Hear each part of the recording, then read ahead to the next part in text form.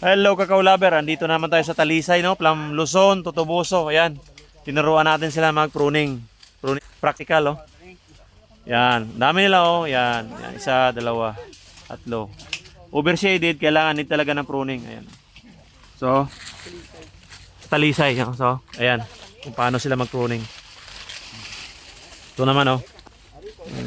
So, tapos na tayo mag-demo. Ikot ka, sir. Paikot ang ano mo, clockwise. Oh.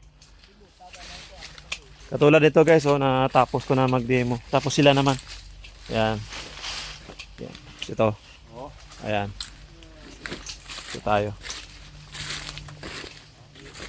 Ayan, tapos na. Saka ito. Para makapasok ang sikat ng araw. Tapos ito, oh. Ayan. Yung demo natin kanina. Ito yun. Ayan.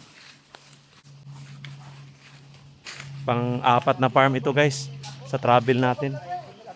So ayan, oh. Ang laki lang kakao na. 20,000 trees, no? Kailangan natin turuan mag-pruning ang mga farmer. Ayan, ayan sila. Yan yung gawa ko. Ito. Tsaka ito. So overshaded kasi. Intercrop, no? Intercrop. So pabawasan natin ng mga shading. Pabawasan natin ang shading niya. Tapos establish natin kasi need ng kakao kasi ano 18 to 32, no? 32 degree yung heat temperature ng ating farm.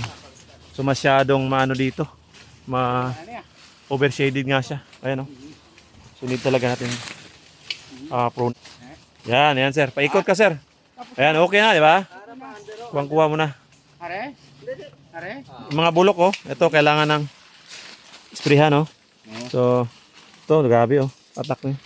Perfect ha. Kita mo ang under dyan. Under branch. Oh.